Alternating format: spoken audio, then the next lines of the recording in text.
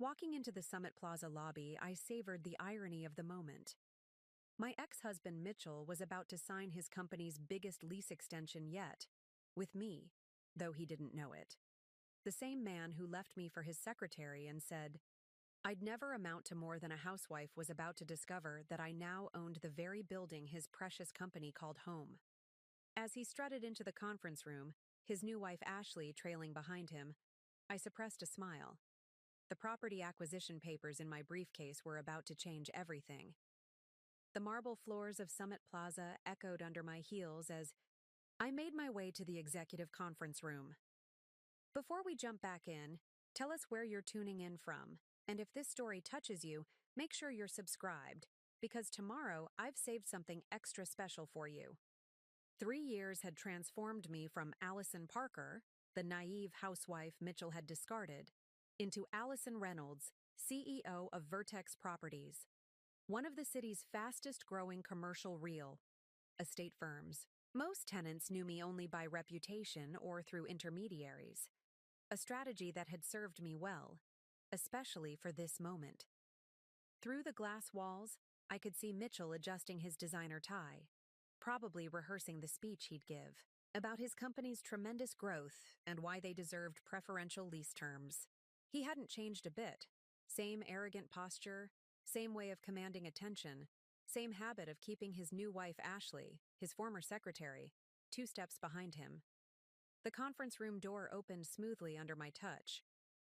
"Good morning," I said, watching Mitchell's eyes sweep over me without recognition. 3 years, a complete style transformation, and his own self-absorption worked in my favor. "I'm representing Vertex Properties today."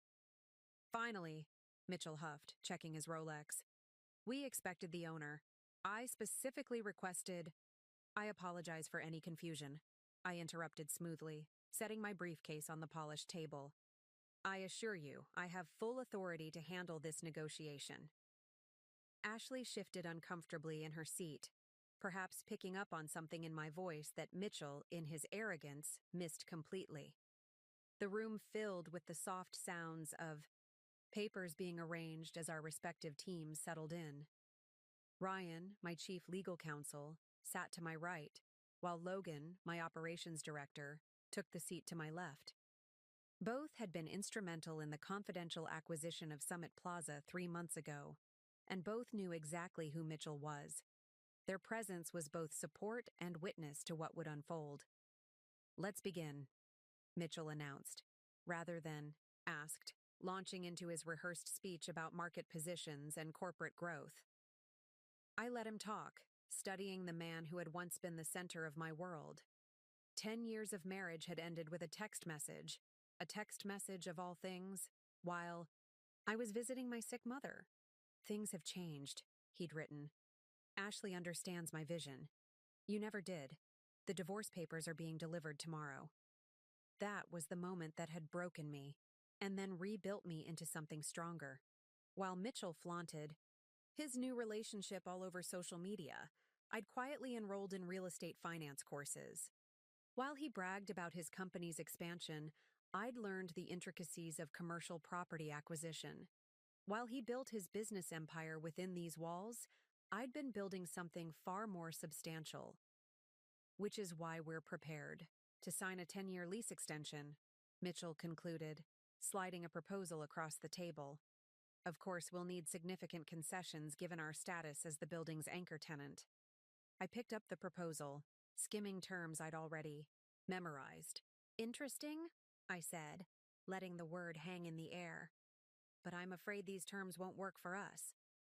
I reached into my briefcase, extracting a different document. "We have a counterproposal." Mitchell's face darkened. "Counterproposal? Do you have any idea who I am? Who Sterling Tech is in this market?" "Oh, I know exactly who you are, Mitchell." I met his eyes directly, watching as the first flicker of recognition crossed his face. "In fact, I know far more about you than you might think." Ashley's sharp intake of breath broke the sudden tension. "Mitchell," she whispered. "Isn't she Allison?" Mitchell's voice cracked slightly, his composure slipping for the first time. What are you work for Vertex? I smiled, savoring the moment I'd pictured for months. Not exactly.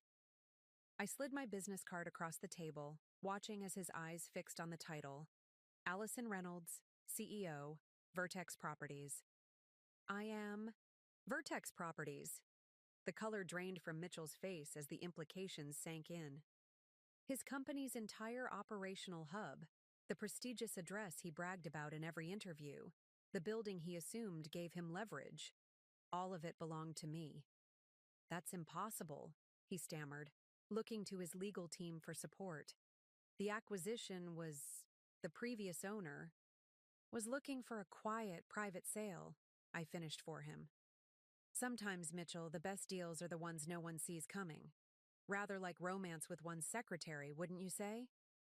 Ashley flinched at that, but I wasn't here to twist. The knife.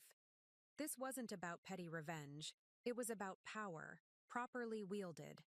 I opened the counter-proposal, my voice steady and professional. Now, shall we discuss the actual terms of your new lease? I believe you'll find them fair, though. Perhaps not as preferential as you were hoping for. The morning sun streamed through the floor-to-ceiling windows, illuminating the document that would reshape not just Sterling Tech's future, but the power dynamic Mitchell had taken for granted for so long. The real estate empire I'd built was about to teach him its first lesson in humility, and this was only the beginning. Ryan began outlining the new terms, his voice carrying through the stunned silence of the conference room. I watched Mitchell's world shift on its axis, knowing that my journey from discarded wife to property mogul was about to become his most powerful reality check. The story of how I came to own Summit Plaza began 3 years ago, on what should have been a routine visit to my mother's hospital room. I'd been sitting beside her bed, discussing her recovery from surgery, when the message that would shatter my world lit up my phone. Mitchell's words, cold and clinical, had burned themselves into my memory. Things have changed. Ashley understands. My vision. You never did. The divorce papers are being delivered tomorrow. 10 years of marriage ended in a text message while I was holding my sick mother's hand. The timing was classic Mitchell. He'd waited until I was 200 miles away, unable to confront him immediately. By the time I'd rushed home that evening, he'd already cleared out his things and moved in with Ashley, his secretary of 8 months. He's not worth your tears, sweetheart, my mother had said when I called her, sobbing. But it wasn't just about Mitchell. It was about the life I'd put on hold, the dreams I'd shelved to support his ambitions. I'd given up my own career aspirations to manage our home, host his business dinners, and play the perfect corporate wife while he built Sterling Tech from the ground up. The divorce proceedings had been quick and brutal. Mitchell's lawyers painted me as a dependent housewife who'd contributed nothing to his success. Mrs. Sterling was uninvolved in any business dealings, they argued, pushing for a minimal settlement. Her role was purely domestic. Mitchell had sat there, arm around Ashley, nodding along as his legal team dismantled our decade together. You really never understood business, Allie, he'd said during our last mediation session, using the diminutive nickname I'd always hated. Ashley gets it. She sees the bigger picture. His new wife had smiled smugly, the expensive engagement ring on her finger catching the light, the same ring I'd once worn, I'd later learned. But Mitchell had made one crucial mistake. He'd underestimated me. During our marriage, I'd listened during every business dinner, absorbed every conversation about market trends and commercial real estate. While he saw me as mere set dressing for his corporate aspirations, I'd been learning, observing, understanding the intricate dance of power and property that drove our city's business world. The modest divorce settlement became my seed money. While Mitchell celebrated his new marriage with a lavish ceremony in the Maldives, I enrolled in intensive real estate finance courses. When he bragged about Sterling Tech's expansion in business magazines, I was quietly building relationships with key players in commercial property development. Every time he was photographed at charity galas with Ashley on his arm, I was meeting with investors, learning the art of property acquisition and management. Preparing and narrating this story took us a lot of time, so if you are enjoying it, subscribe to our channel. It means a lot to us. Now back to the story. Logan Martinez, now my operations director, had been the first to take me seriously. We'd met at a real estate investment seminar where I'd challenged the speaker's assumptions about market valuation. "You've got good instincts," he'd said afterward. "And better yet, you've got something to prove." He'd introduced me to Ryan Thompson, a brilliant real estate attorney who'd become disillusioned with representing corporate giants. Together, we'd formed the core of what would become Vertex Properties. The name was deliberate. A vertex represented the highest point, the crown of achievement. It also meant a turning point, which felt appropriate for my transformation, our arrive. First year had been challenging. Mitchell's influence in the business community meant many doors were closed to us. "Isn't that Mitchell Sterling's ex-wife?" Whispers would follow me through networking events. Some assumed I was trying to compete with Sterling Tech, not understanding that my ambitions went far beyond simple rivalry. The turning point came when we successfully acquired a struggling boutique office complex in the financial district. Where others saw an outdated liability, I recognized untapped potential. Within 6 months, we'd transformed it into a thriving hub for tech startups, generating returns that caught the attention of serious investors. "You have a gift for seeing value others miss," Tanya Richards, our first major investor, had said. She'd become not just a financial backer, but a mentor, teaching me the nuances of large-scale property acquisition. Under her guidance, Vertex Properties grew from a small venture into a significant player in the commercial real estate market, each success built upon the last. A block of retail spaces in the Arts District, a mixed-use development on the riverfront. With each acquisition, we refined our approach. Quiet, strategic, focused on long-term value rather than quick profits. Our reputation grew among those who mattered, while staying out of the spotlight Mitchell so desperately craved. When the opportunity to acquire Summit Plaza appeared, it seemed almost too perfect. The prestigious downtown tower housed not just Sterling Tech, but several other major corporations. The previous owner, approaching retirement, wanted a private sale to avoid market speculation. Through careful negotiation and the relationships we'd built, Vertex Properties emerged as the ideal buyer. "Are you sure you want to do this?" Ryan had asked when we prepared the acquisition papers. "It's going to come out eventually that you own his building." I'd smiled, remembering Mitchell's dismissive words during our divorce. Sometimes the best revenge isn't revenge at all. It's showing them exactly what they failed to see. The purchase had been completed with minimal publicity, structured through a holding company to maintain privacy. Mitchell, always more concerned with appearances than details, hadn't even noticed the change in ownership. He'd continued his weekly complaints about building management, unaware that each memo eventually crossed my desk. Now, 3 years after that devastating text message, I sat in my private office on the top floor of our headquarters, preparing for the meeting that would reveal everything. The sun was rising over the city skyline, glinting off the sleek glass and steel of Summit Plaza in the distance. My phone buzzed with a message from Logan. "Mitchell's lease negotiation team confirmed for 10 a.m. You ready for this?" I touched the thick folder containing the new lease terms, remembering Mitchell's words from our last encounter. "You never understood business, Allie." The irony would soon be complete. In just a few hours, he would learn exactly how much I'd understood, and just how far I'd come from being the naive housewife he'd so easily discarded. The weight of my achievement settled around me like a well-tailored suit. This moment wasn't just about showing Mitchell his mistake. It was about claiming my place in a world he thought I'd never understand. Vertex Properties now owned 12 major commercial properties across the city, but Summit Plaza would always be special. It represented not just a sound business investment, but a personal summit reached. My assistant Aaron's voice came through the intercom. "Your car is ready, Ms. Reynolds." I gathered my materials, checking my reflection one last time. The woman in the mirror bore little resemblance to Mitchell's ex-wife. Success had a way of transforming more than just your circumstances. It was time to show Mitchell exactly who Allison Reynolds had become. The Summit Plaza lobby had transformed since my last unannounced visit 2 weeks ago.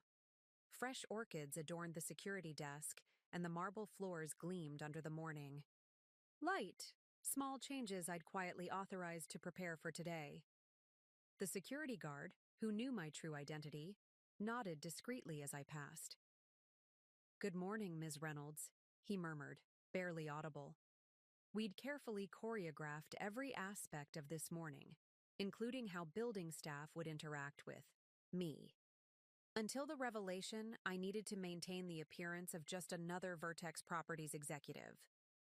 The elevator ride to the 42nd floor gave me time to observe the other occupants, employees of Sterling Tech who had no idea their true building's owner stood among them. Two young analysts whispered about the upcoming lease negotiation, their conversation carrying in the confined space. "Mitchell's been impossible all week," one muttered. "The lease thing has him stressed.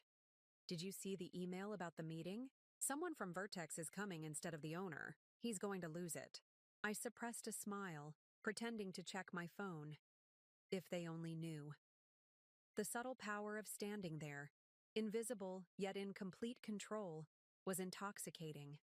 3 years ago, I had been invisible to Mitchell in a very different way. Overlooked, underestimated, dismissed. Now, invisibility was my choice, my weapon. The elevator opened onto Sterling Tech's main floor, a space I knew intimately, though I'd never set foot in it. Every renovation request, every maintenance report, every security footage had crossed my desk over the past 3 months. I'd studied the layout obsessively, preparing for this moment. Mitchell's corner office dominated the floor, its glass walls, offering a panoramic view of the city. Through them, I could see him pacing, gesturing emphatically while speaking on his phone. Ashley sat at her special desk near his office, no longer a secretary, but not quite an executive. Mitchell had created a unique position for her, something between assistant and partner, a detail I'd learned from HR reports. Logan materialized at my elbow, right on schedule. "Conference room is ready," he murmured. "Ryan's reviewing the final documents with legal." Mitchell's team arrived early to set up. "They've prepared quite a presentation." "Let them," I replied softly. "The more elaborate their proposal, the more satisfying the revelation will be." We walked past the open workspace where dozens of employees pretended not to watch us. Their whispered conversations fell silent as we passed, then resumed with increased intensity. News of Vertex's representative arriving had spread quickly, exactly as planned. The conference room itself was a testament to Mitchell's ego, the largest on the floor, with a custom-made table he'd insisted on installing last year. I'd approved that request personally, knowing this day would come. Now, the table's gleaming surface reflected the morning light as Mitchell's team arranged their materials with military precision. "They've prepared a market analysis," Logan whispered, indicating the thick binders at each place setting, trying to justify their demand for below-market rent. "Of course they have," I smiled, settling into a chair with a clear view of both Mitchell's office and Ashley's desk. Mitchell always did love his presentations. Through the glass walls, I watched Ashley approach Mitchell's office, probably to remind him of the time. Their interaction caught my attention, the way she touched his arm, the familiar smile they shared. 3 years ago, that sight would have cut deep. Now, it was merely anthropological, like observing specimens in their natural habitat. "The market analysis is actually quite good," Ryan commented, joining us with his own stack of documents. "Shame their data is 3 months old. The newest developments in the downtown corridor completely changed their argument." "Don't worry," I assured him. "I've memorized all the current numbers." Mitchell always did underestimate the importance of up-to-date research. More Sterling Tech executives filed in, each carrying identical binders, each throwing curious glances my way. I recognized them all from their personnel files. Tanya Richards, head of operations, Chris Anderson, chief financial officer, and several others who'd climbed the corporate ladder under Mitchell's leadership. Is it true? I overheard one whisper to another. The owner's not coming? Mitchell's furious. He spent weeks preparing for this negotiation. Their conversation cut, off as Mitchell himself appeared in the doorway, Ashley 2 steps behind him. He'd always had a flair for dramatic entrances, timing them for maximum impact. Some things never changed. Well, he announced, surveying the room like a general before battle. Shall we begin? The next 15 minutes were an exercise in restraint, as Mitchell's team launched into their carefully prepared presentation.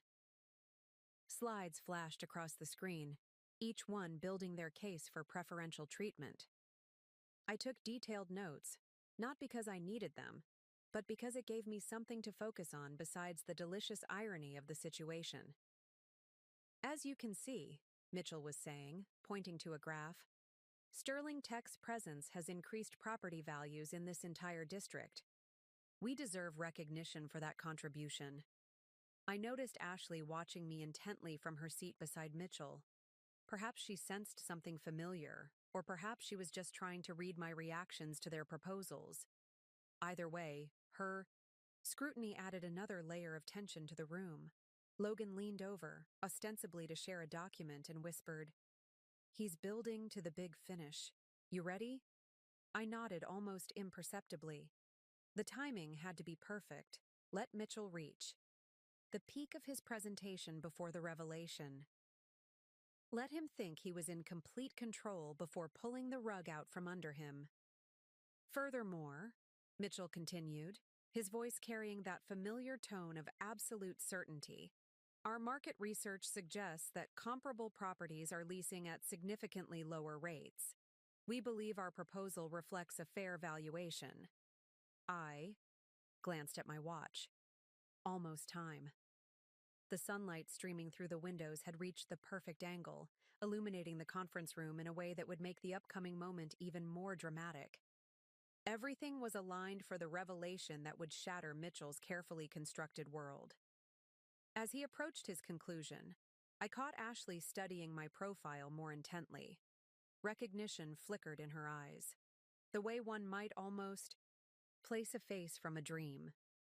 She shifted uncomfortably in her seat, her hand moving to touch Mitchell's arm in warning, but he was too engrossed in his presentation to notice. The stage was set. The players were in position. 3 years of planning was about to culminate in a moment of perfect clarity. Mitchell Sterling was about to learn that the wife he'd discarded had become the most powerful person in his professional world. Your market analysis is impressive, I began, my voice carrying the quiet confidence that 3 years of success had built. But there are some significant oversights we should address. Mitchell's presentation had just concluded, and the satisfaction on his face was about to transform into something far less comfortable. Oversights? Mitchell's tone carried that familiar condescension I remembered so well. I assure you, our research is thorough. Perhaps if you'd brought the actual owner, they could better appreciate the complexity of— Let's talk about the Wellington development, I interrupted smoothly, referencing a project I knew intimately. Your analysis doesn't account for its impact on local market rates. Mitchell's eyebrows rose slightly. The Wellington development was still largely confidential, or so he thought. What he didn't know was that Vertex Properties had quietly acquired that property last month. The Wellington development is merely speculative at this point, he dismissed, though I caught the flash of uncertainty in his eyes. Our analysis focuses on concrete market factors. Interesting. I opened my laptop, turning it to face the room, because these architectural plans approved last week suggest otherwise. The blueprints I displayed caused a ripple of murmurs around the table. The Wellington will add premium office space to this district within 18 months, significantly, impacting market dynamics. Ashley shifted uncomfortably beside Mitchell, her eyes narrowing as she studied my face more intently. I could see the gears turning in her mind, trying to place me. Meanwhile, Mitchell's confidence showed its first crack. "How did you get access to those plans?" he demanded, leaning forward. "That information isn't public." "Vertex Properties has extensive resources," I replied calmly, enjoying the way his jaw tightened. "We make it our business to stay informed about market developments. Speaking of which, shall we discuss your creative interpretation of Sterling Tech's growth projections?" The color drained slightly from Mitchell's face. I pulled out another document, one I'd saved for exactly this moment. "Your presentation suggests a 40% growth rate over the next 3 years, yet your own quarterly reports to shareholders project only 15 to 20%. "Those reports are confidential," Mitchell snapped, his composure slipping further. "This is completely inappropriate." "Actually," Ryan interjected smoothly, "as your landlord's representative, we have every right to verify claims made during lease negotiations.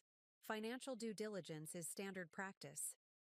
I watched Mitchell's fingers drum against the table, a nervous tell I remembered from our marriage. Beside him, Ashley's discomfort had grown more pronounced.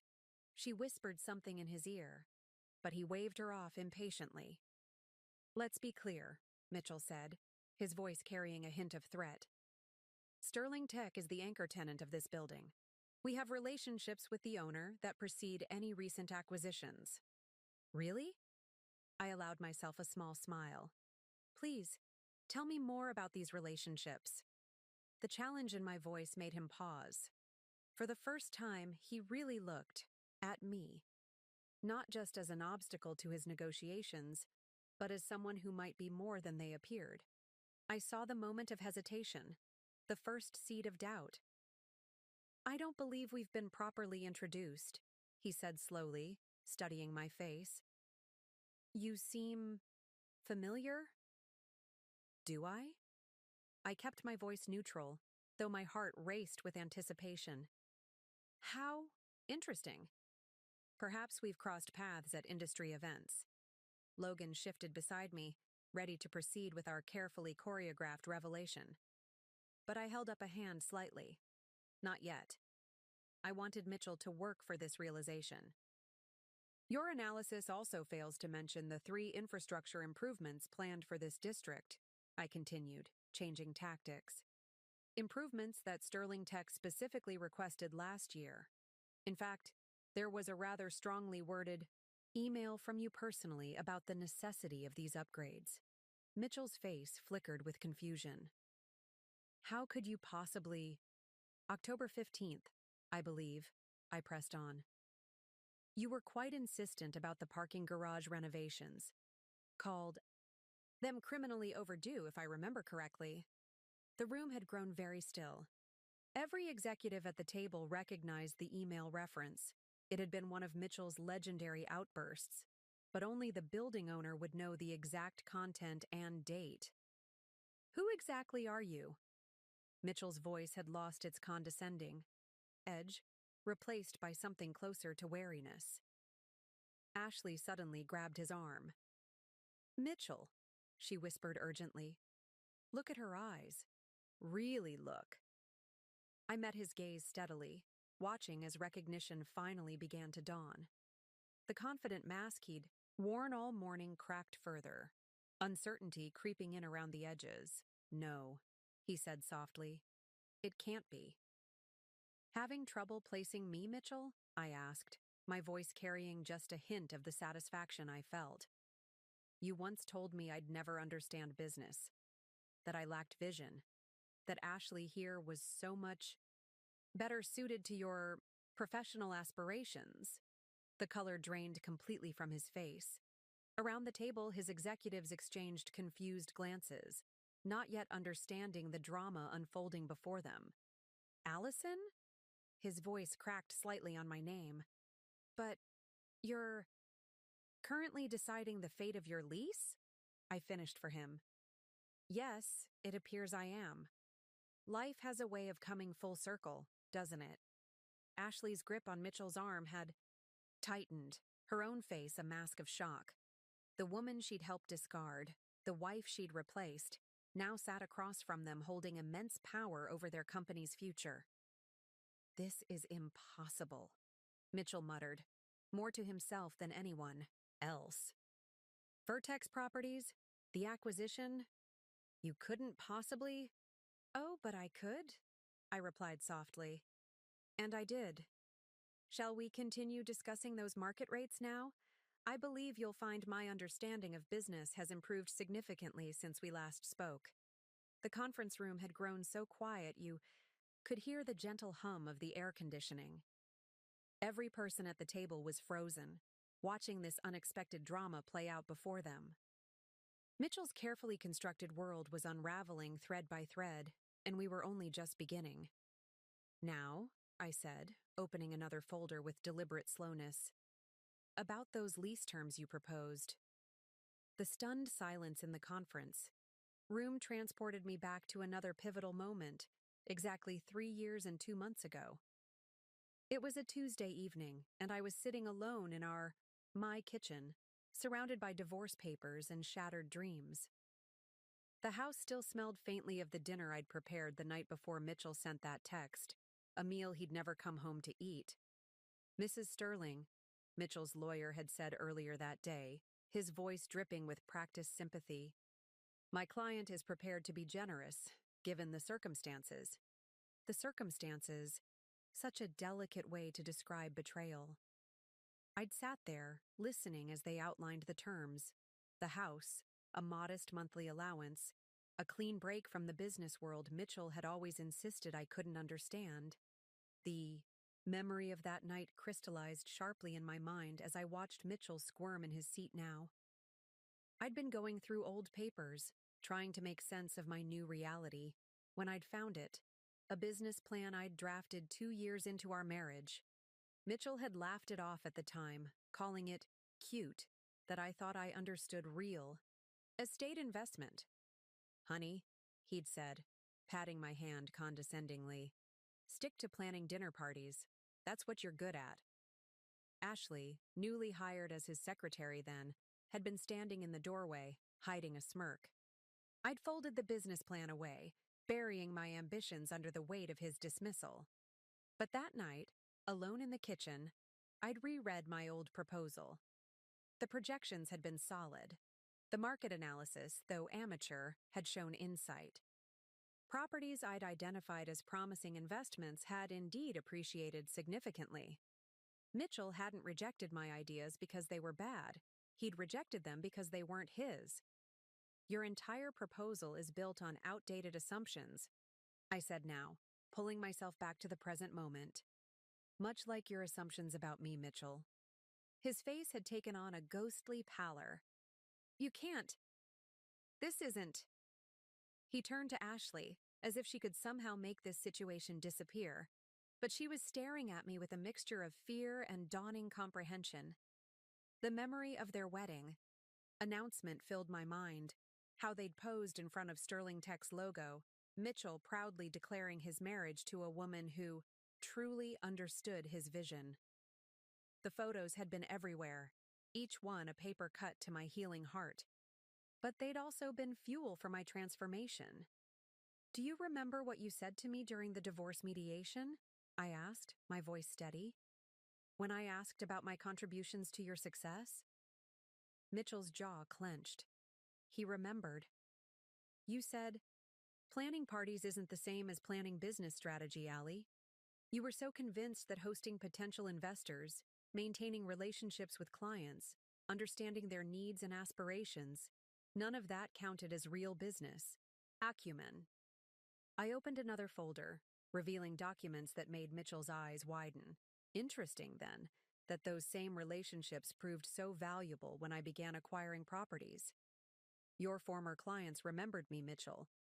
They remembered who really listened to their concerns during all those dinner parties. The room had grown uncomfortably warm. Or perhaps it was just the heat of long-suppressed truths finally being spoken. 3 years ago, I'd sat in my mother's hospital room, reading that devastating text message over and over, trying to understand how 10 years of marriage could end so coldly. You'll bounce back, my mother had said, squeezing my hand. You're stronger than he knows. She'd been right, though neither of us could have predicted just how completely I would reinvent myself. The night you moved out, I continued, watching, Mitchell shift uncomfortably. You left behind your files on the Summit Plaza acquisition proposal. Did you ever wonder why you lost that bid 3 years ago? Recognition flickered across his face. Summit Plaza had been his white whale, the prestigious address he'd coveted for Sterling Tech. He'd been outbid by a mysterious investor, forcing him to lease rather than own the building. Now, understanding dawned in his eyes. That was you? He whispered. Even then? My first major acquisition, I confirmed, though I acted through intermediaries. I'd learned from watching you, Mitchell. Sometimes the best power moves are the ones no one sees coming. Ashley's hand had fallen from Mitchell's arm, her designer bracelet catching the light, the same bracelet I'd once admired in a shop window, before Mitchell had bought it for her instead. The irony of her sitting here now, watching her husband's power crumble wasn't lost on me. Your dinner parties, Ashley said suddenly, her voice barely audible. The Robertson deal. That was you? Ah, you remember. I smiled slightly. Yes, that conversation over dessert about their expansion plans. The information you used to impress Mitchell, I was the one who cultivated that relationship. Just like I cultivated dozens of others while you two were busy convincing yourselves that I was nothing more than a corporate wife. The memory of that particular betrayal stung less now. Ashley had used information from my carefully planned dinner party to position herself as invaluable to Mitchell, showing him she understood business in a way his wife never could. The irony was almost poetic. Every spreadsheet you dismissed, I continued, pulling out more documents. Every market analysis you called cute, every investment suggestion you ignored, I kept them all. And while you were busy building Sterling Tech's public image, I was quietly building an empire. Logan shifted beside me, sliding another folder into view. Inside were photos of all 12 properties now owned by Vertex, including Summit Plaza. Mitchell's eyes darted over them, recognition and disbelief warring on his face. The Wellington development, he said hoarsely. The Riverside complex, the tech corridor, all of them? All of them, I confirmed. It turns out I understood business strategy quite well. I just needed the freedom to prove it. The sunlight streaming through the windows had shifted, casting long shadows across the conference room table. In those shadows, I could almost see the ghost of who I'd been, the underestimated wife, the dismissed dreamer, the woman Mitchell, and Ashley had so easily discarded. But she was gone now, replaced by someone far more formidable. Now, I said, straightening the papers before me, shall we discuss your new lease terms? I believe you'll find I'm quite thorough in my business. Dealings these days? The temperature in the conference room seemed to drop several degrees as I pulled out the new lease agreement. Mitchell's eyes remained fixed on the document, as if staring at it hard enough might change the reality of his situation. The Sterling. Tech executives around the table had grown eerily still, their earlier confidence evaporating in the face of this unexpected development.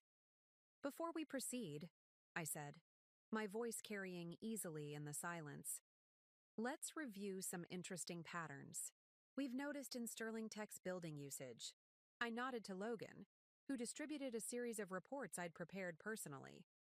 What is this? Mitchell demanded, though his voice lacked its earlier authority. His hands trembled slightly as he picked up the document, another tell I remembered, from our marriage. He always fidgeted when he felt control slipping away. A detailed analysis of your company's actual space utilization, I replied smoothly. For instance, the entire east wing of the 38th floor, the one you insisted needed immediate renovation last year for critical expansion, has remained largely unused. Curious, given how forcefully you argued for those improvements. Ashley shifted uncomfortably in her seat. She'd been the one to submit those renovation requests, using her position to demand premium upgrades that, as I now revealed, had been unnecessary. The other executives exchanged glances, clearly wondering what other inefficiencies their CEO and his wife had written off as business expenses. "You've been monitoring our operations?" Mitchell's attempt at outrage fell flat. "That's standard practice for property management," Ryan interjected, his legal expertise adding weight to the statement. "All usage metrics are tracked for maintenance and security purposes, as clearly stated in your current lease agreement." I watched Mitchell's jaw clench as he remembered signing that lease, a document he'd probably barely read, too confident in his own importance to bother with details. Another lesson he'd failed to learn during our marriage. The devil was always in the details. "Your current rent," I continued, "was negotiated based on projected occupancy rates and usage patterns that haven't materialized. In fact," I pulled out another document, "your actual utilization is approximately 65% of what was proposed. This suggests either poor planning or—" I paused deliberately. "Intentional misrepresentation." The room grew tenser as the implications sank in. Mitchell had built his reputation on aggressive expansion, promising investors and board members that Sterling Tech was growing faster than their space could accommodate. Now, faced with hard data proving otherwise, that reputation began to crack. These numbers, Chris Anderson, Sterling Tech's CFO, spoke up for the first time. "They don't match our internal reports, don't they?" I raised an eyebrow, sliding another folder across the table. "Perhaps you should review the quarterly occupancy surveys your team submitted, the ones that mysteriously changed between department submission and board presentation." Mitchell's face flushed deep red as his CFO opened the folder. I'd spent weeks compiling these discrepancies, tracking how the original reports had been altered before reaching the board. It was exactly the kind of detail-oriented analysis Mitchell had always dismissed as beneath him. "10 minutes until the board call," Logan murmured, just loud enough for everyone to hear. The quarterly board meeting had been scheduled deliberately to coincide with our lease negotiation, another detail I'd carefully arranged. "You can't do this," Mitchell said, but his voice had lost its commanding tone. "The board, our shareholders—" "Actually," I interrupted, "I can. And I have a responsibility to my shareholders to ensure all leases reflect actual usage and honest business practices." The irony of using corporate responsibility against him wasn't lost on anyone in the room. Ashley suddenly stood up, her chair scraping loudly against the floor. "We should call our lawyers," she announced, reaching for her phone. "This is clearly an attempt to—" "To what, Ashley?" I asked calmly. "To enforce standard lease terms? To ensure accurate reporting? Please do call the lawyers. I'm sure they'd be very interested in reviewing these discrepancies as well." She sank back into her chair, the fight draining from her posture.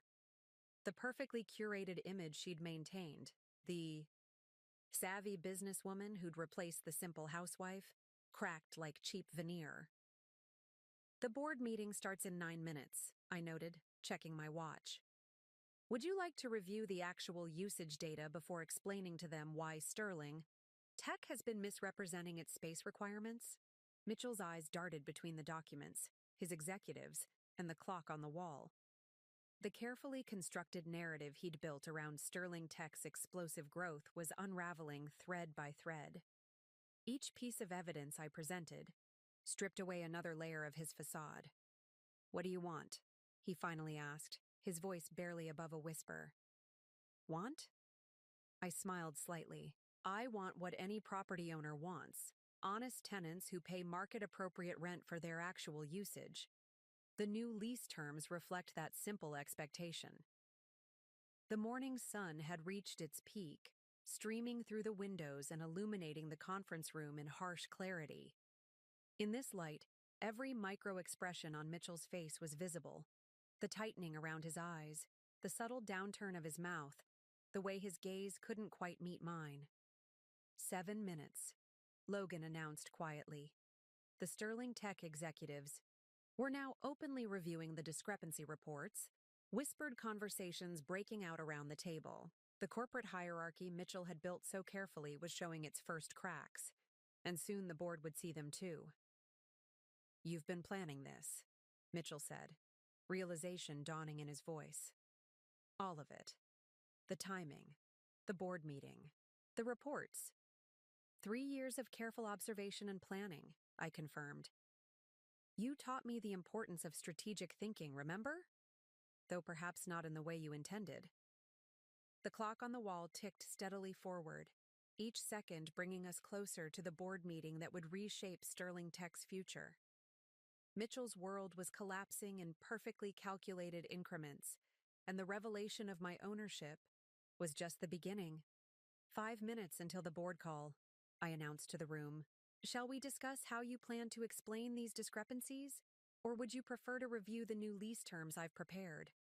Either way, Mitchell, your next moves should be chosen very carefully." The weight of 3 years' worth of planning settled around us like a heavy cloak. Everything had led to this moment, every detail analyzed, every contingency prepared for. Mitchell was about to learn that the woman he'd dismissed as a simple housewife had become his company's worst nightmare. 2 minutes until the board call," Logan announced, his voice cutting through the tense silence. The conference room had become a pressure cooker of anxiety and realization as Mitchell frantically flipped through the discrepancy reports before him. "The new lease terms," I said, sliding the document across the polished table, "reflect current market rates adjusted for your actual space utilization. You'll find them significantly different from your expectations." Mitchell's hands shook as he opened the folder. His face, already pale, turned almost ghostly as he read the first page. The numbers I'd prepared were brutal in their honesty, stark contrast to the creative accounting he'd been presenting to his board. "This is more than double our current rate," he choked out. "It would devastate our operating budget." "Actually," I corrected, "it's the rate you should have been paying all along, had your usage reports been accurate. I have a responsibility to my shareholders, Mitchell, just as you have to yours." The pointed reminder of his upcoming board meeting made him flinch. Around the table, Sterling Tech's executives were now openly reviewing their own copies of the lease, their expressions ranging from shock to resignation. 60 seconds, Logan noted.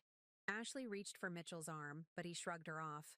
The polished corporate power couple facade was crumbling rapidly. "There must be some room for negotiation," she attempted, trying to catch my eye. "Given our long-standing relationship with the building." "Relationship?" I raised an eyebrow. "You mean the one built on misrepresented usage data and manipulated reports? That relationship, Ashley?" The computer screen at the end of the conference room lit up, indicating the incoming board call. Mitchell stared at it like a man facing execution, which in a way he was. His corporate empire was about to face its day of reckoning. 30 seconds, Logan announced. "This is what you want, isn't it?" Mitchell suddenly burst out, his voice bitter. "Revenge for what, Mitchell?" I cut him off coolly. "For the text message ending our marriage while I sat at my mother's hospital bedside? For moving your secretary into our home before the divorce was even filed? Or perhaps for spending years convincing me I couldn't understand business?"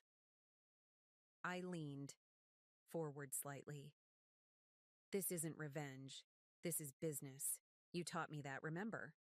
The screen blinked with an incoming connection. Mitchell's board members would be joining any second, eager to hear about the lease negotiation he'd promised. Would secure their flagship location at preferential rates. 10 seconds, Logan said. I stood, smoothing my skirt with practiced calm. "Your board is waiting, Mitchell. Shall I explain the new terms, or would you prefer to do it?"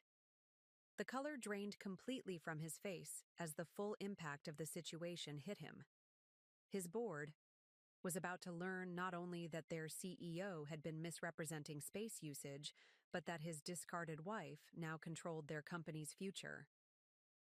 The connection went live, filling the screen with faces of Sterling Tech's board members. Their expressions were expectant, unaware of the drama that had unfolded in the conference room. "Good morning," the board chairman began. "Mitchell, I trust the lease negotiation is proceeding as planned?" Mitchell opened his mouth, but no words came out. His carefully constructed world was collapsing in real time, broadcast live to the very people he'd spent years impressing with artificial growth metrics and expansion plans. "Perhaps I should introduce myself," I stepped in smoothly, moving into view of the camera. "I'm Allison Reynolds, CEO of Vertex Properties. We recently acquired Summit Plaza, and I've been reviewing Sterling Tech's lease terms personally." The chairman's eyebrows rose slightly. "Reynolds? Not—" "Yes," I confirmed, watching Mitchell shrink further into his chair. "I believe some of you knew me under a different name. Now, shall we discuss the actual state of Sterling Tech's space utilization?" The next 30 minutes were a masterclass in professional decimation. With methodical precision, I laid out every discrepancy, every misrepresentation, every manipulated report. The board's expressions shifted from confusion to concern to outright alarm as the true picture of their company's situation emerged. "These usage patterns," the chairman interrupted at one point, "they don't match what we've been shown in quarterly reports." "No," I agreed. "They don't. The discrepancies are quite significant. I've prepared a detailed analysis for the board's review." With a nod to Logan, the damning documents were electronically distributed to each board member. Mitchell sat in silence, watching years of carefully crafted deception unravel. Ashley had given up trying to maintain her composed facade, her face a mask of barely contained panic. The executives around the table had begun distancing themselves physically from their CEO, a subtle but telling shift in allegiance. "Given these findings," I continued, "Vertex Properties has prepared new lease terms that accurately reflect market rates and actual usage. I should note that we're willing to be quite reasonable about the implementation timeline, provided full transparency is maintained going forward." The chairman's face had turned grave. "Mitchell, would you care to explain these discrepancies?" But Mitchell seemed beyond explanation. The man who had once dismissed me as incapable of understanding business sat mute as his professional reputation crumbled. Every fake metric, every inflated projection, every manipulated report had come back to haunt him. "I think," the chairman said after a long pause, "we need to call an emergency executive session. Mitchell, stay where you are. The rest of the board and I need to discuss this privately." The screen went dark, leaving the conference room in heavy silence. Mitchell stared at his reflection in the black screen, his empire crumbling around him. The perfect cosmic justice of the moment wasn't lost on anyone present. "Well," I said, gathering my materials, "I believe we've covered everything necessary for now. My office will be in touch with the board regarding next steps." I paused at the door, looking back at the man who had once held all the power in our relationship. "Oh, and Mitchell? It turns out I understand business quite well. I just needed the right motivation to prove it." As I walked out of the conference room, the sound of my heels clicking against the floor echoed with finality. Behind me, I could hear the beginning of panicked whispers, the rustle of papers being gathered, the sound of a corporate house of cards collapsing. But I didn't look back. I had made my point, and now it was time to let the consequences unfold. Naturally, Logan fell into step beside me as we headed toward the elevator. "That," he said quietly, "was the most elegant corporate takedown I've ever witnessed." I smiled slightly, pressing the button for the lobby. "It's amazing what you can achieve when someone underestimates you completely. Shall we head back to the office? I believe we have other properties to manage." The lobby of Summit Plaza buzzed with unusual energy as I stepped out of the elevator. News travels fast in corporate buildings, and the morning's events had already begun sending shockwaves through the gossip channels.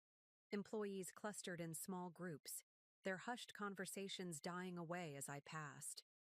They didn't know exactly who I was yet, but they sensed something monumental had shifted in their carefully ordered world. "Ms. Reynolds," Logan said, checking his phone, "the building management team is waiting in your private office on the 48th floor. And Ryan says the board has been in executive session for 20 minutes now. I hadn't originally planned to maintain an office in Summit Plaza, but now it seemed appropriate, a visible reminder of the new power structure. The private elevator required a special key card, one that Mitchell had repeatedly requested but never received. Now I understood why the previous owner had been so adamant about maintaining that particular boundary. "Clear my schedule for the afternoon," I instructed as we ascended. "I have a feeling we'll be handling quite a few adjustments today." The 48th floor was a stark contrast to Sterling Tech's space below, where Mitchell had opted for aggressive modern design, all sharp angles and cold surfaces. I'd chosen something more sophisticated. Warm woods, subtle lighting, and comfortable yet professional furnishings created an atmosphere of quiet authority. Erin, my personal assistant, met us as the elevator doors opened. "The building management team is ready for you," she reported, falling into step beside me. "And we've received 17 urgent calls from other Summit Plaza tenants in the last hour. Word's getting around about the ownership change." "Of course it is," I smiled slightly. Mitchell never could keep dramatic news to himself. Even now, I could imagine him and Ashley trying to manage the fallout, their perfectly curated image, crumbling in real time. The building management team stood as I entered the conference room, 6 professionals I'd handpicked over the last 3 months but had never met in person. Their faces showed a mixture of respect and curiosity. They'd been managing Summit Plaza under strict instructions, never knowing exactly why certain decisions had to be handled so delicately. "Please, sit," I gestured, taking my place at the head of the table. "I believe it's time we discussed Summit Plaza's new direction openly." "Ms. Reynolds," began Tanya Parker, the head of operations, "I assume the situation with Sterling Tech has been addressed?" "In progress," I confirmed, noting how she relaxed slightly. "Which brings us to our first order of business. I want a complete audit of all tenant usage patterns, starting immediately. No more courtesy overlooking of discrepancies, no more accepting explanations without verification." The team exchanged glances. They'd suspected for months that Sterling Tech's reports weren't adding up, but the previous management structure had discouraged too much scrutiny. That ended today. "Additionally," I continued, "all renovation requests will now go through a new approval process. No more automatic authorizations based on tenant size or perceived importance." I looked pointedly at the maintenance supervisor. "I believe you'll find this makes your job considerably easier." He nodded emphatically. Mitchell's constant demands for unnecessary upgrades had been a source of frustration for the maintenance team for years. "Ms. Reynolds," Ryan appeared in the doorway. "Sterling Tech's board has reached a decision. They're requesting your presence." I checked my watch. 45 minutes of executive session. Shorter than I'd expected, but then again, the evidence had been quite compelling. "Continue with the meeting," I instructed Logan. "I'll handle this personally." The trip back to Sterling Tech's floor felt different now. The security guard's respectful nod was open rather than subtle. Employees who had whispered behind their hands earlier now stepped aside with deliberate deference. Amazing how quickly corporate culture adapts to new power structures. I found Mitchell still in the conference room, though his posture had changed dramatically. Gone was the arrogant CEO who had strutted in that morning. In his place sat a man who had just watched his carefully constructed world implode. Ashley was notably absent. The board members' faces filled the screen once again, their expressions now grave but determined. The chairman spoke first. "Ms. Reynolds, thank you for joining us again. We've reached several decisions regarding the matters you brought to our attention." Mitchell's shoulders slumped further. Whatever was coming, he already knew it wouldn't. Be good. First, the chairman continued, we've appointed an interim CEO effective immediately. Mitchell will be taking an indefinite leave of absence while we conduct a thorough investigation of all company reports and metrics. I kept my expression neutral, though inwardly I noted the elegance of their solution. Not an outright firing that would panic shareholders, but a clear removal of power. Second, we would like to formally request a 30-day period to review and respond to the new lease terms.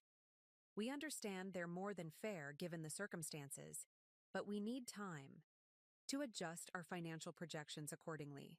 That seems reasonable, I agreed, watching Mitchell from the corner of my eye. He sat completely still, like a statue of his former self. And finally, the chairman's voice took on a different tone. We owe you an apology. Many of us were on the board during your divorce proceedings. We accepted Mitchell's characterization of your business acumen without question. That was our mistake. A mistake that had cost them dearly, though I didn't need to point that out. The irony spoke for itself. The past is behind us, I replied diplomatically. I'm more interested in ensuring Summit Plaza and Sterling Tech maintain a productive professional relationship moving forward.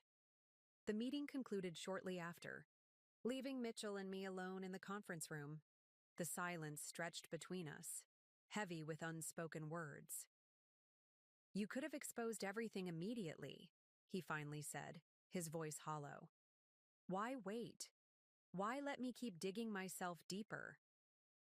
I gathered my papers unhurriedly, considering my response. You know, Mitchell, you taught me something valuable during our marriage. You always said the best business strategy was letting your opponents underestimate you while they revealed their weaknesses. I paused at the door. I suppose I was a better student than you realized. As I walked through Sterling Tech's office, space one last time, I saw Ashley clearing out her special desk, her face streaked with tears. The executive team huddled in various corners, already distancing themselves from Mitchell's impending fall. A corporate empire built on artificial growth and manipulated numbers was crumbling, and in its place, something more honest would have to rise.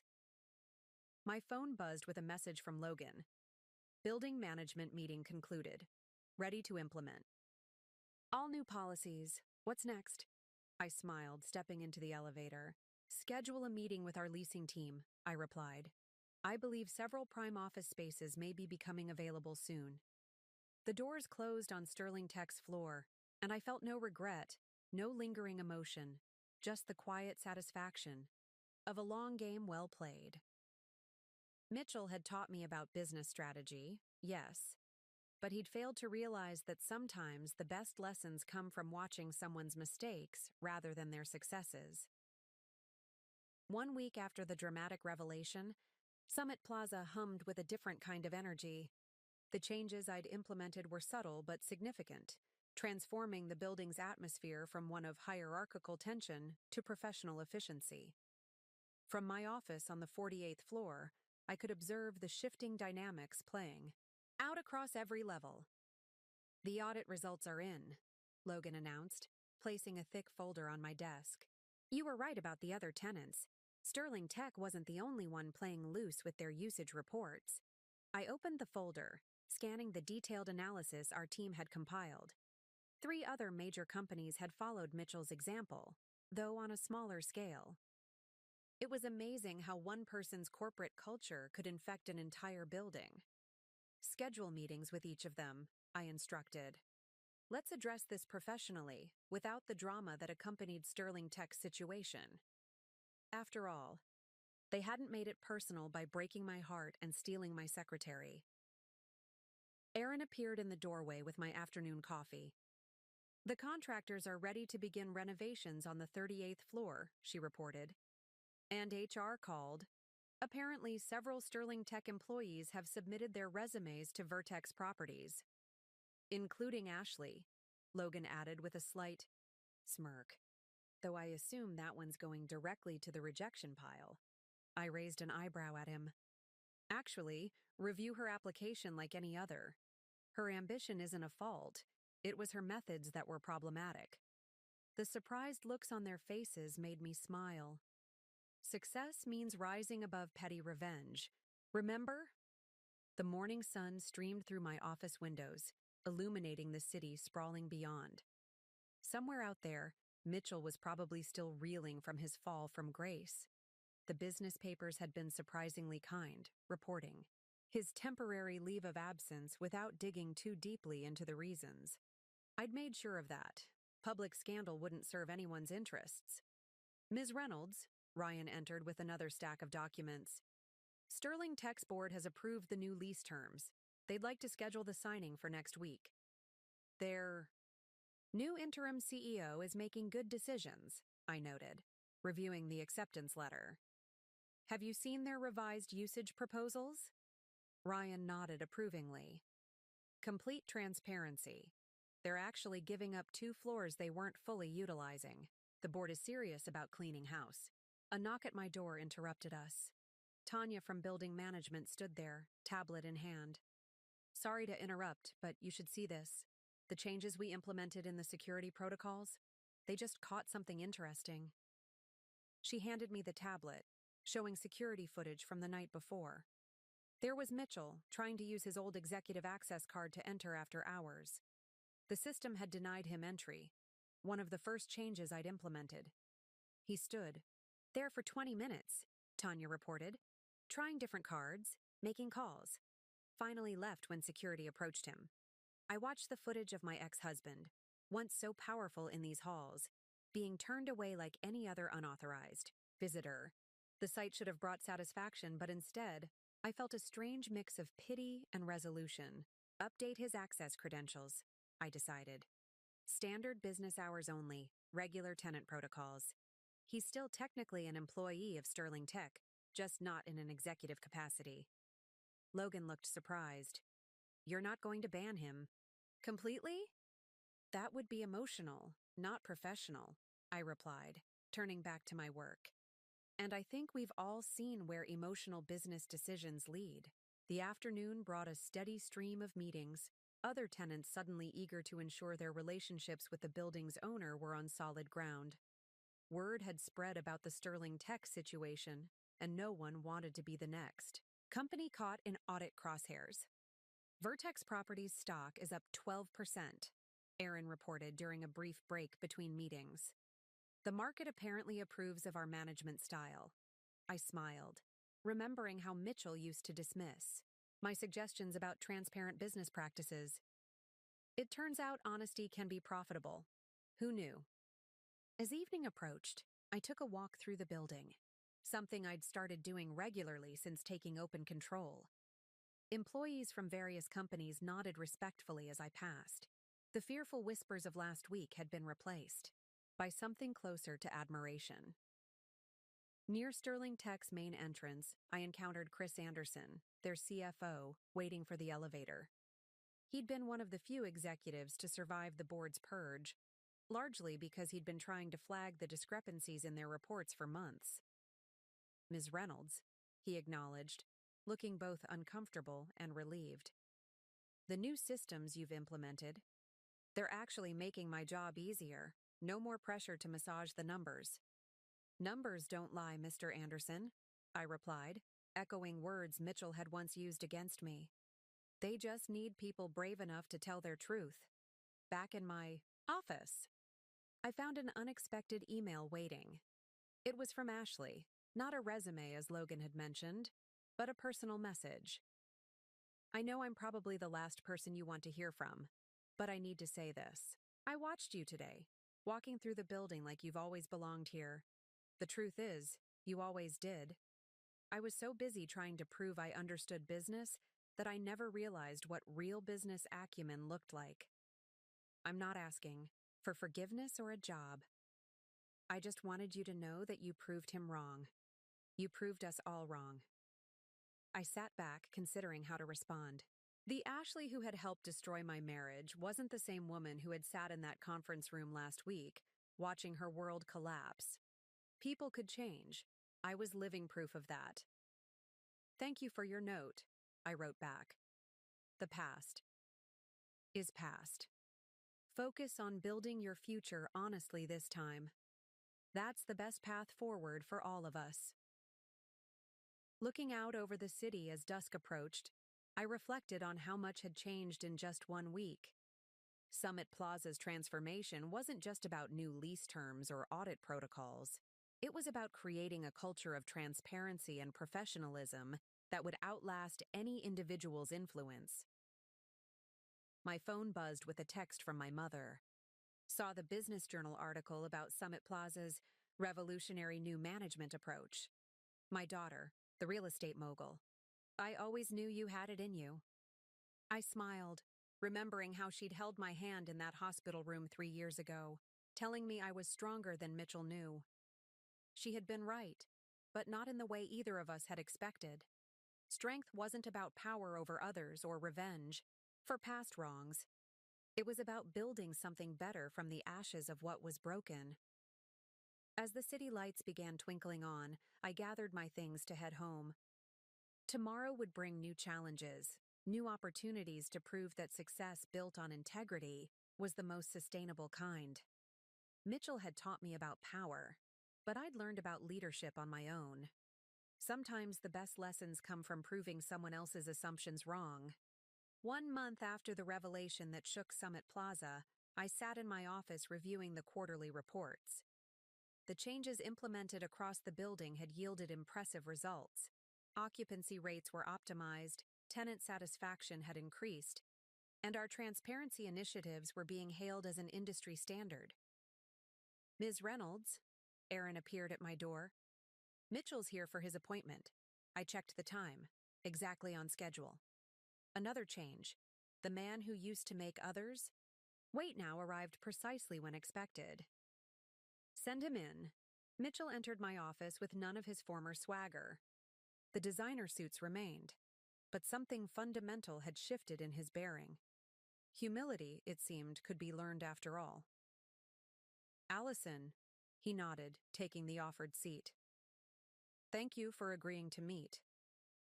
Your request was reasonable, I replied, pulling out the file he'd submitted. You want to discuss Sterling Tech's space optimization proposal? The proposal had caught me by surprise. A detailed plan for consolidating their operations, reducing their footprint while maximizing efficiency. It was actually quite impressive, showing the kind of careful analysis Mitchell had often dismissed as beneath him. I've been doing a lot of thinking, he began, his voice lacking its old arrogance. About business, about leadership, about how wrong I was about so many things. I studied him carefully, remembering another conference room years ago where he'd laughed at my business proposals. The man sitting before me now bore little resemblance to that dismissive executive. The board has me working with the efficiency team now, he continued. No corner office, no executive privileges. Just analyzing data and looking for ways to improve operations. He smiled wryly. Turns out I'm actually good at it when I stop trying to inflate everything. I've reviewed your proposal, I said, opening the file. It's thorough, practical, and honest. All the things you used to consider unnecessary. Mitchell nodded, accepting both the compliment and the criticism. I learned from the best, he admitted. Watching how you've transformed Summit Plaza, it's been educational. Painful, but educational. Through the windows, I could see other buildings gleaming in the afternoon sun. Some of them were now Vertex properties, each one a testament to the business acumen Mitchell had once dismissed. How's Ashley? I asked, genuinely curious. After the dramatic revelation, she'd disappeared from Summit Plaza, her carefully constructed corporate image crumbling, alongside Mitchell's. Gone, he said simply. Turns out our relationship was built on the same artificial foundation as my business practices. She left when the board stripped my position. He paused, considering. You know, she actually said something interesting. Before she left. She said you were everything she'd been pretending to be. The irony wasn't lost on either of us. The woman they'd dismissed as a simple housewife had become the embodiment of true business success they'd both been chasing. Life has a way of teaching us what we need to learn, I observed, though the lessons aren't always comfortable. Speaking of lessons, Mitchell shifted slightly. I saw the notice about Vertex's new mentorship program for women in business. That's good. Important. The program had been my latest initiative, designed to help other women avoid the barriers I'd faced. Success meant nothing if you couldn't use it to lift others up. We've had over 200 applications, I told him. Turns out there are a lot of women out there just waiting for someone to take their business ambitions seriously. Mitchell had the grace to look uncomfortable. I've been thinking about that too. How many talented people I probably dismissed over the years, just like I dismissed you. The waste of it. Our conversation was interrupted by Logan arriving with the latest building management reports. He paused, seeing Mitchell, but I waved him in. The energy efficiency upgrades you recommended, Logan addressed Mitchell directly. They're showing better results than projected. Cost savings are running about 15% above estimates. Mitchell's face showed surprised pleasure at the professional acknowledgement. It was probably the first genuine praise he'd received in months, based on actual results rather than inflated projections. The maintenance team had some good insights, he replied. When you actually listen to the people doing the work, turns out they know what they're talking about.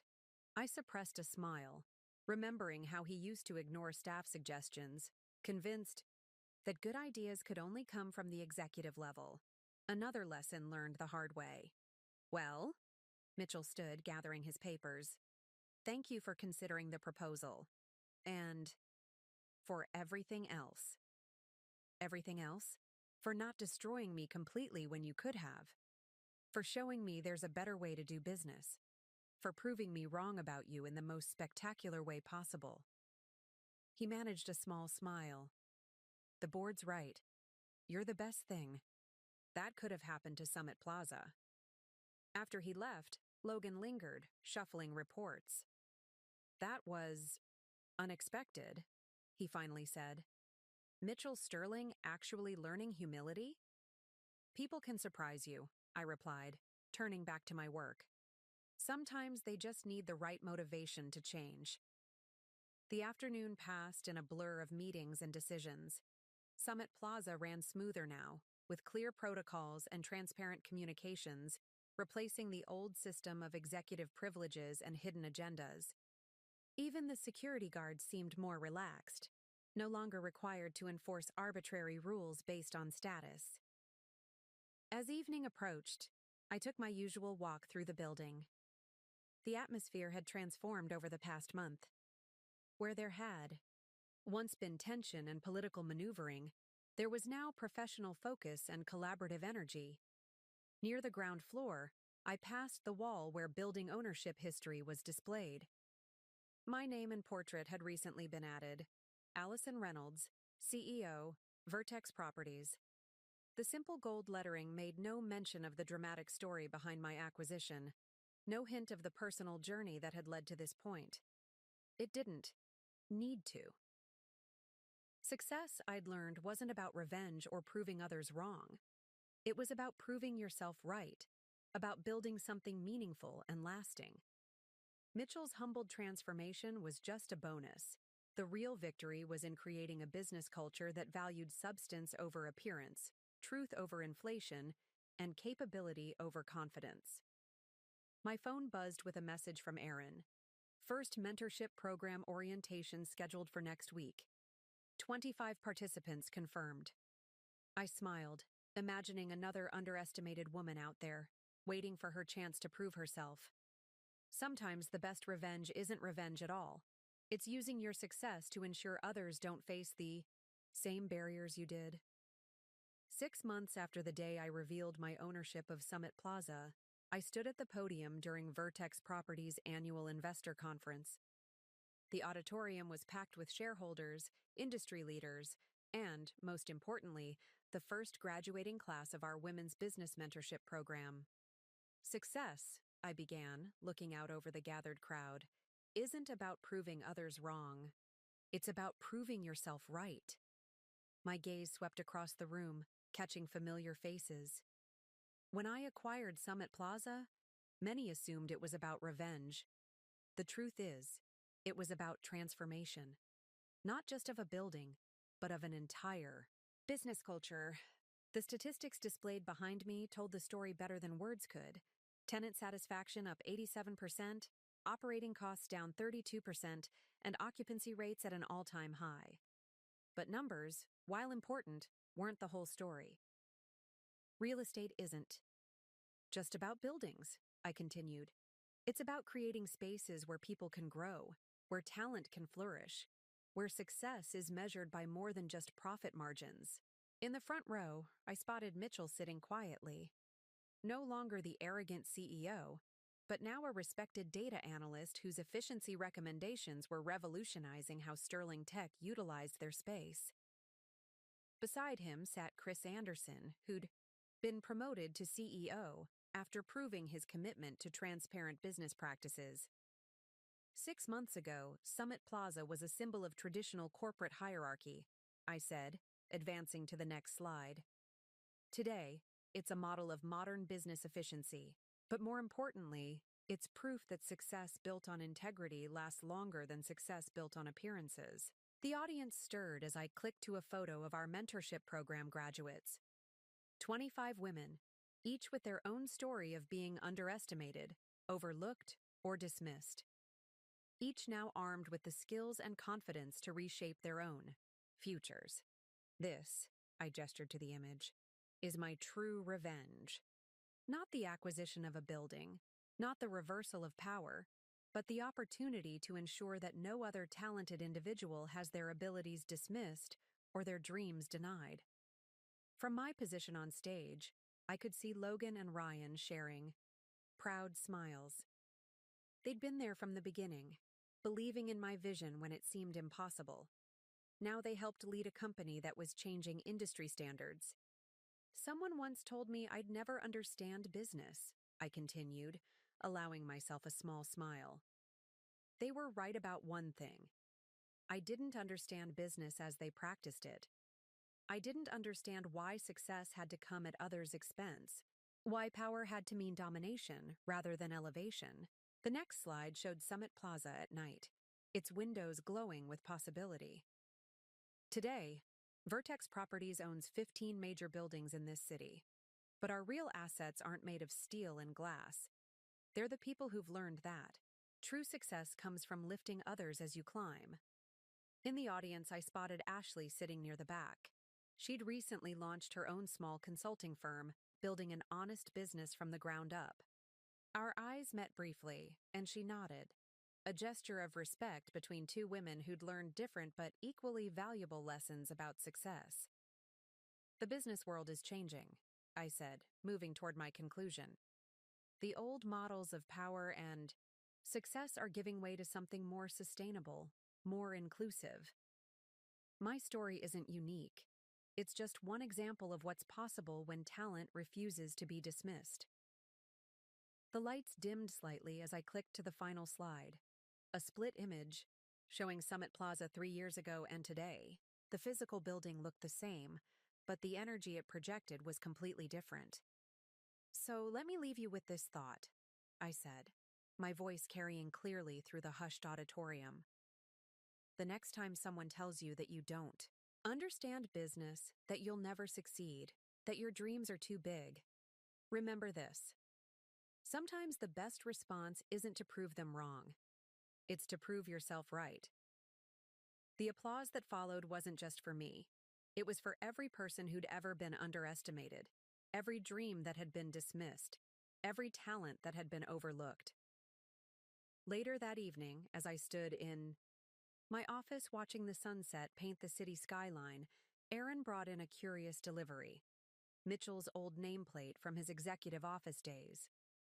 "He thought you might want this," she said, reading from the attached note, "as a reminder of how far you've come." I picked up the nameplate, feeling its weight in my hands. The man who had once dismissed my business acumen now worked in a cubicle, finding satisfaction in honest work well done. The woman who had tried to replace me had found her own path to success. And I I had built something far more valuable than a real estate empire. My phone buzzed with a message from my mother. Saw your speech online. You didn't just prove them wrong, sweetheart. You showed them a better way. Smiling, I placed Mitchell's old nameplate in my desk drawer. I didn't need reminders of the past anymore. The view from my office showed something far more important. A future where success wasn't measured by who you could dominate, but by who you could elevate.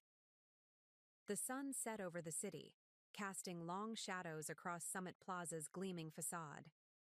In the gathering dusk, its windows lit up one by one, each light representing someone working toward their own dreams, in a space where talent was recognized, potential was nurtured, and success meant more than just winning. This, I realized, was the sweetest revenge of all. Not the defeat of those who doubted you, but the creation of something so undeniably positive that it transformed even your adversaries into allies.